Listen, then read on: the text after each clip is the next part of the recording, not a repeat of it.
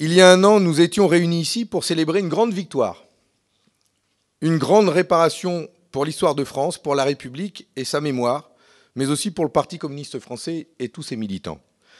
Une victoire acquise de haute lutte grâce à la mobilisation de personnalités, d'élus, d'associations qui, avec un engagement qui se compte en années, ont rendu possible la décision du président de la République de faire entrer au Panthéon Missak et Méline Manouchian, et à travers eux, la mémoire de tous nos camarades communistes fusillés, déportés, internés, parce que résistantes et résistants. Mais c'est aussi la mémoire de ces dizaines de milliers de partisans de toute sensibilité, de toute confession, de toute origine, qui, par leur action unie et déterminée, conservèrent à la France son honneur devant l'histoire. Je veux tout particulièrement saluer, au nom du Parti communiste français, Jean-Pierre Sakoun, à l'origine du projet de la panthéonisation de Missak Manouchian, mais aussi Denis Péchanski, Katia Guiragossian et Pierre Ouzoulia, qui ont porté avec une grande constance, et finalement avec succès, cette exigence de justice mémorielle. Un an après avoir décidé d'investir de toutes nos forces cette panthéonisation pour lui donner l'écho populaire le plus grand, nous voulons profiter de cet anniversaire pour rappeler une fois encore que Missak Manouchian est devenu français non par le sang reçu, mais par le sang versé. L'histoire de son combat, de son sacrifice, comme celui de ses camarades de la Fiche Rouge, est un point d'appui salutaire pour aborder les débats autour de l'identité française tels que certains s'évertuent à les poser.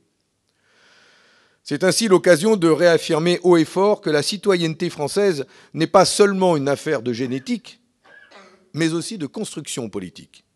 Et c'est pourquoi nous avons souhaité placer ce premier anniversaire sous les auspices d'une construction nationale ouverte, émancipatrice et toujours vivante, à laquelle la résistance, à travers notamment les figures de Marc Bloch et de Missak Manouchian, a largement contribué. Je veux remercier tout particulièrement celles et ceux qui nous ont fait le plaisir d'accepter notre invitation à débattre ce soir. Remercier Nicolas Offenstadt, professeur d'histoire contemporaine à l'université Panthéon-Sorbonne, Barbara Wolfer, administratrice au Panthéon, Sylvie Zenman, directrice du Musée de la Libération de Paris, et bien sûr notre camarade Pierre Ouzoulia, sénateur des Hauts-de-Seine, qui porte à gauche une des voix républicaines les plus claires et les plus fortes qu'il soit donné d'entendre. Merci à vous. La nation,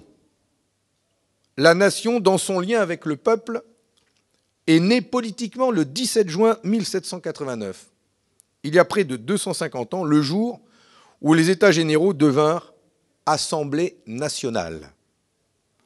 Fille aînée de l'Église, la France s'émancipait et se choisissait enfin un autre destin.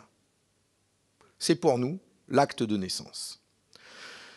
Cet acte de naissance, c'est celui du peuple, devenu peuple avec un grand P, pour reprendre l'expression utilisée par l'historien Pascal Horry récemment, c'est-à-dire un peuple désormais constitué comme souverain politique, et qui, par la suite, accède au droit de vote pour pouvoir décider de ses propres choix. C'est la spécificité de notre grande révolution française, bien au-delà des révolutions précédentes, américaines ou anglaises, que d'avoir inscrit de façon indissociable la formation de la nation dans la souveraineté populaire et d'avoir fait ainsi du peuple le fondement de celle-ci. Un peuple qui, d'ailleurs, 3 ans plus tard, à Valmy, fera face aux armées prussiennes venues écraser la Révolution. Un peuple en armes, prenant conscience de lui-même et de la force de son engagement citoyen, actant son adhésion à cette construction politique collective nouvelle au cri de « Vive la nation !» Une nation universelle qui accueille alors dans ses rangs de combattants des combattants étrangers, gardes suisses ou régiments irlandais, ou encore le général Francisco de Miranda, qui deviendra ensuite l'un des héros de l'indépendance vénézuélienne. La nation, alors, accueillait sans exclusive toutes celles et ceux qui faisaient leur l'aspiration à la liberté et la lutte contre l'absolutisme royal. Notre nation française est née politique et universaliste, et nous devons en être fiers.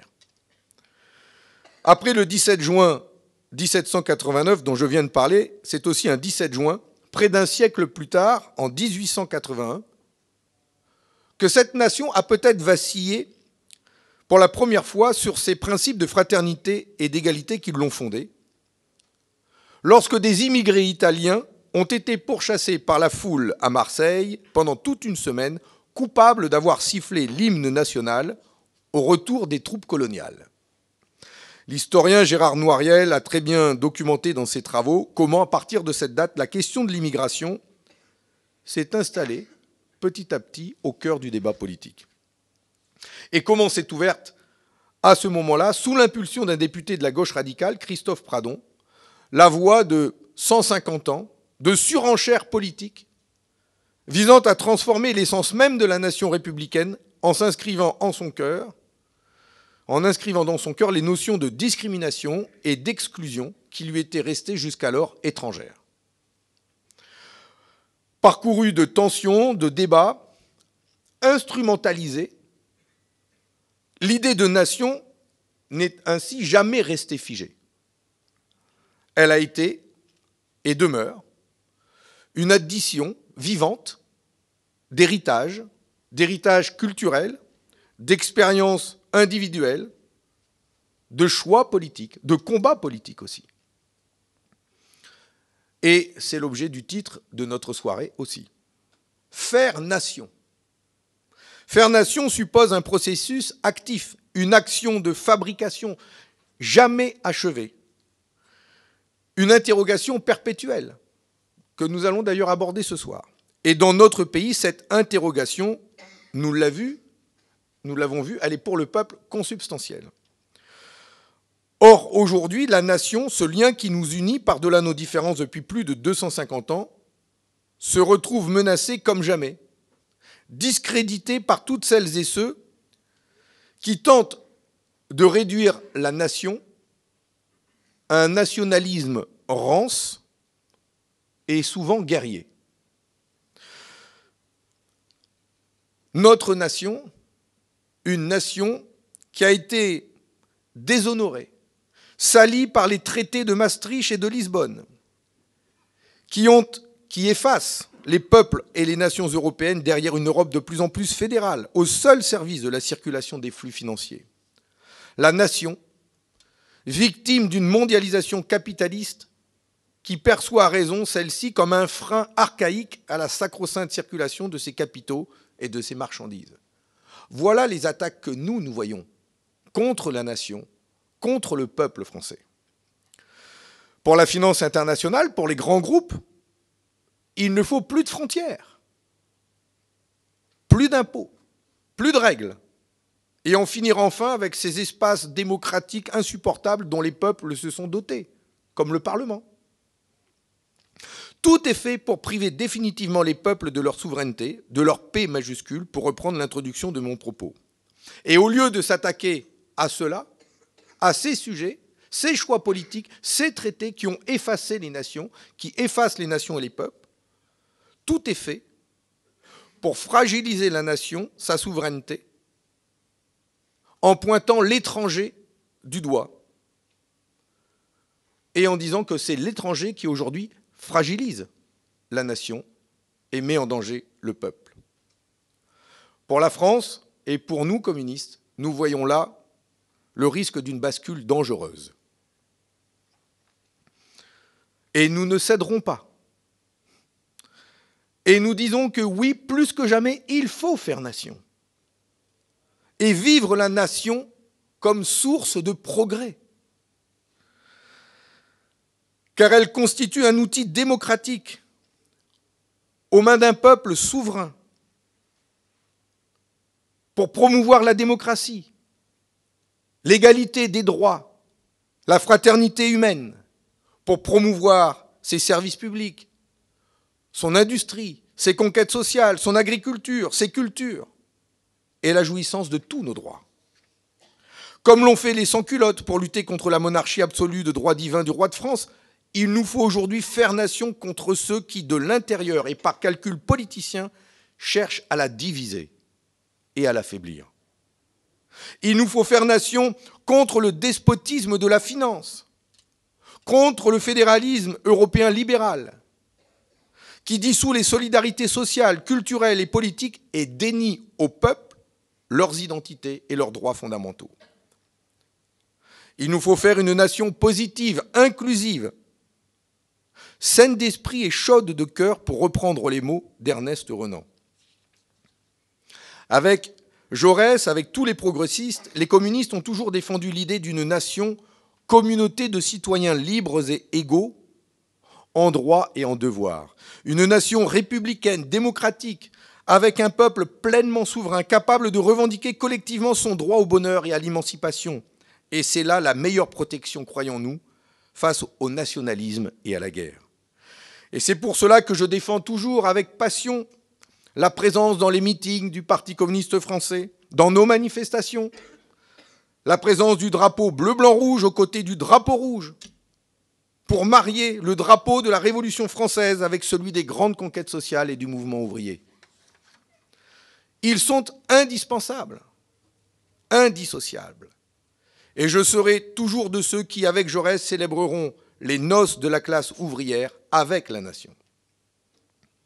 Pas de peuple sans nation, ni de nation sans peuple. C'est la condition pour que la République émancipatrice advienne réellement. Et la nation telle que nous la concevons est heureuse, ouverte sur elle-même, comme sur l'extérieur. Elle rassemble, elle rapproche, elle unit, au-delà des différences d'origine, de sexe, de religion, et ses membres ont en partage le désir de faire vivre une communauté de destin et les belles valeurs de notre République. Elle est porteuse de progrès, de justice sociale. Elle accorde à chacun le droit au bonheur et le respect de sa dignité fondamentale et de ses droits imprescriptibles. Le débat sur son identité plurielle est possible, et je dis même qu'il est souhaitable. N'ayons pas peur de ce débat.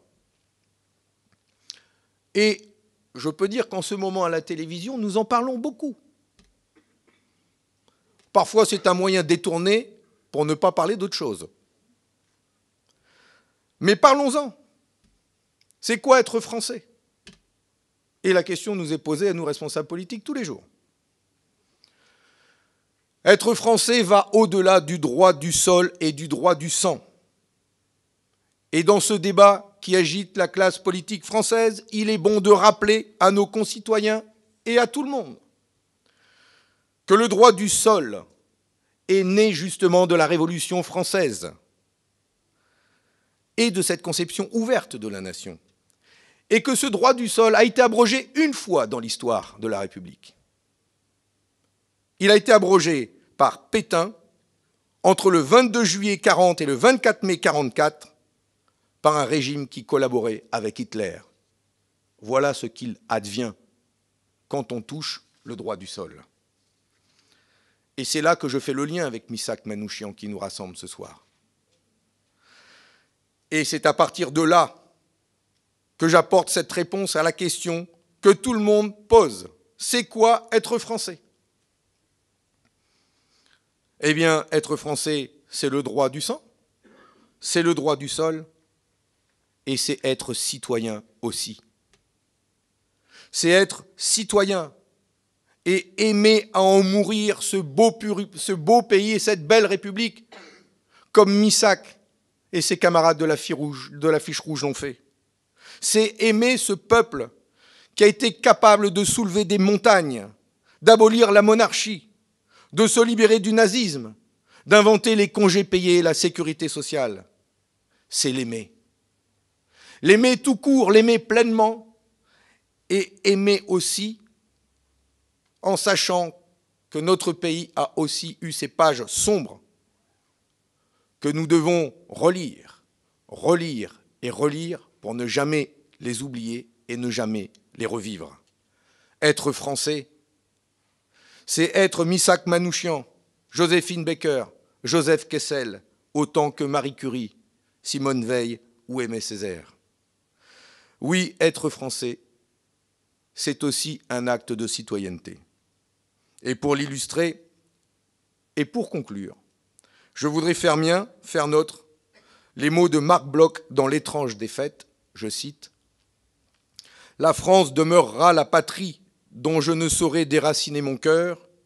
J'y suis né, j'ai bu aux sources de sa culture, j'ai fait mien son passé, je ne respire bien que sous son ciel, et je me suis efforcé à mon tour de la défendre de mon mieux. » Très belle soirée à toutes et à tous. Merci.